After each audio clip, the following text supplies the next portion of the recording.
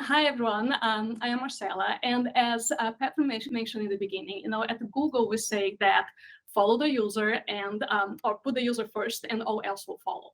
It is the first of the 10 things that we know to be true at a company. Now, what we also know is that putting this in practice is really hard. We struggle with it. And we struggle with it because of aspects of our culture where we have to move really fast and launch products. Also because industries, technologies, user expectations change all the time. So it's very easy for that user focus to get lost in the noise. Our leaders recognize that. So around 8 years ago, they put together this initiative that we call Product Excellence. And that was aimed at focusing on the barriers of things that got in the way of product teams coming together and delivering high quality experiences to users. How product excellence looked in practice is that our leadership kept reiterating and reinforcing the message of putting the user first. Teams came together and evaluated their products against product excellence principles. They identified hundreds of improvements and quite some good areas of bringing innovative solutions to customers. And the teams held themselves accountable. So after a few, like 2-3 years, we started to see better products being launched. And also we got some industry recognition, for example, through design awards. Of course, this was not the whole story because change is the only constant.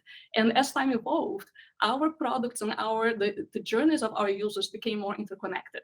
So it's very easy to imagine that you do a Google search that prompts you to YouTube, maybe TikTok, maybe Instagram. You look at content there, and maybe you want to you decide to download an app. And if you have an Android, you'll go to Google Play. So what became very apparent to us is that the North Star of product excellence worked really well for product teams, but we needed to make a way of having it work day to day to break silos across the organization. So in 2019, we looked into the best practices. Where was this working at Google? We created a system that we call critical user journeys, and we tested that with teams. Now, you may be thinking, okay, critical user journeys is not something, user journey is not something new. And that's right. But what is new, there are 3 things that we do in the way that we use user journeys at Google that are very unique. So the first one is how we articulate the journey. The syntax of it creates a shared language that helps user experience, engineering, product management align on the value to the user, and also helps break those silos. So when search and YouTube have to collaborate, they track to the same user journey, to the same language and the same articulation of what's the problem we are trying to solve for our customer. The second thing is that this user journey, parts of the user journey, they map to different metrics, and those metrics give teams a way to evaluate success. And the last thing that we do is that we inject the language and the metrics at specific points in the product development process, and we especially surface them at the moments where the teams are making product decisions. So here's an example of what a user journey looks like. A user journey is defined as a user with a goal, and that goal is accomplished through a journey of tasks. So in this example, as a parent, I want to keep my kids safe. And some of the tasks might be things like, I want to control what they are watching, I want to keep track of what they have been looking, and then I also want to limit their purchase. There are a couple of things that are really important here. The first one is what the journey is. The journey is always crafted from the user perspectives, is how a user would talk about their goals and how they accomplish them. And also the journeys are not the solution. You can solve this journey in 1,000 different ways. Oh, would you mind going back one, if it's okay? Thank you. The second thing that's really important is how the journeys are crafted. Teams come together and they bring input from user research, and PM, product management, engineering, user experience, sales, marketing, they craft what they think the journeys are. And that becomes a massive alignment tool for teams. Giles talked about communication, user research, this all comes together here.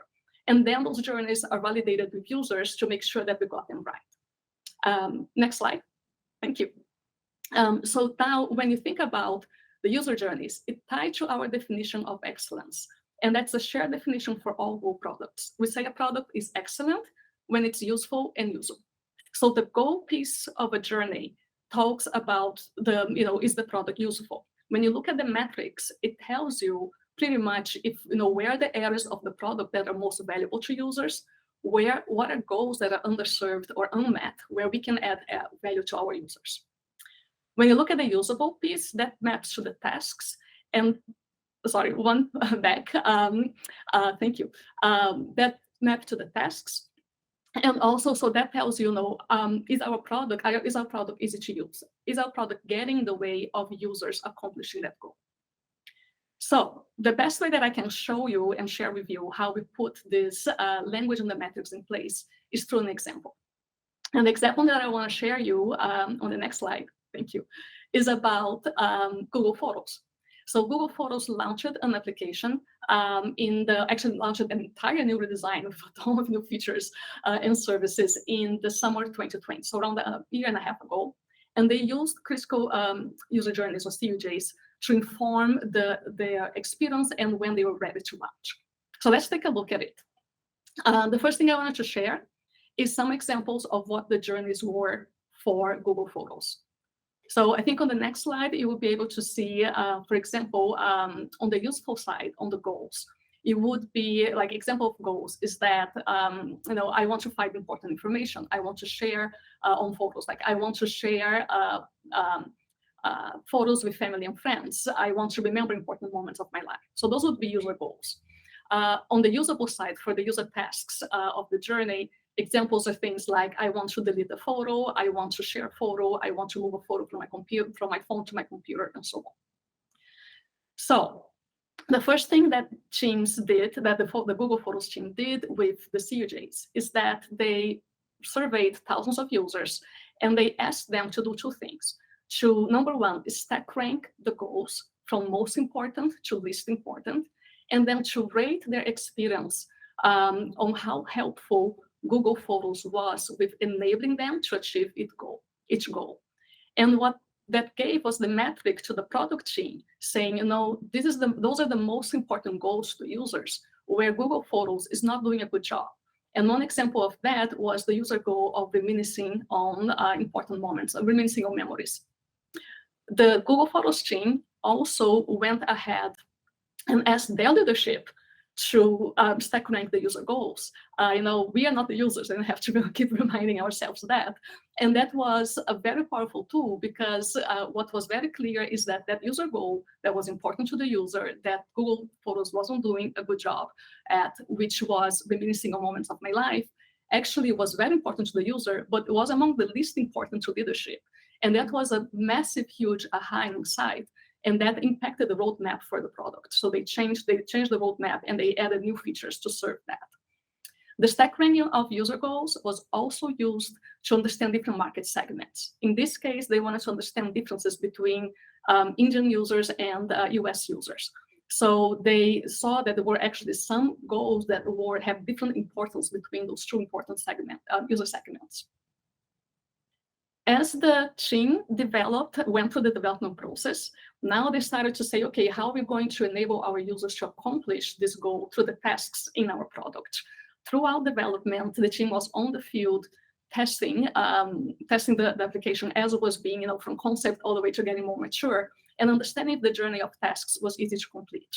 They also set benchmarks for the performance of Google Photos app. So not only the task had to be easy to complete, but they also had to have low latency, be fast, and also have reliability always work. The Google Photos team held themselves accountable by setting up thresholds and saying, we have to meet those thresholds before we launch the application. So for example, on the usability testing, they said at least 80% of our users, when we test them, have to be able to successfully complete those tasks for us to be comfortable launching it. And they also had benchmarks on the performance, on latency, reliability, and so on. So that's an example of how a team at Google Photos used CUJs to launch a new product. Or to launch a new version of the product. It was the most successful launch for Google Photos. And if you are a Google Photos user and you see those features of, like the reminders, 3 years ago, and the other photos, like 2 years ago, or moments at the beach, and so on. This is actually an example of how that really important user goal of reminiscing on important moments of your life was fulfilled through the application. So Google has been on a journey of putting the user first for a long time, no pun intended. And we're still in it. We're still learning how to do that. And what we hope is that you can feel motivated and inspired to follow a similar journey in your organization. And there are a few things that we learned that we hope make your own path and journey a little bit smoother. So here are the things that we really, there were key takeaways for us. The first thing is that this is a long-term commitment. You have heard it has been taking us a few years to make this something that the company lives and breathes. So make sure that you have leadership sponsorship. I know that's going to take you a few iterations, and that's totally fine. Also, walk before you run. Find an eager team, find where you have the path to least resistance, and collaborate with them. You don't have to change your entire organization at once. See where you have the most chance of making, of learning and getting success from. Then once you get this success, spread the message. Leverage your leaders to say, hey, this is what success can look like for the company. Let's get other parts of our organization doing that. And finally, if you want to impact change, you have to map and integrate with how teams are working. You want to make it as easy as possible to change the day-to-day work. So for us, it was integrating things like integrating CUJs in things like requirements, product reviews, launch decisions. You will know what that looks like for your organization, but go where the teams already are and start to bring the change there. So I hope you feel inspired and motivated to get started at your group, and I hope that our lessons will be helpful to you. So back to you, Ruben.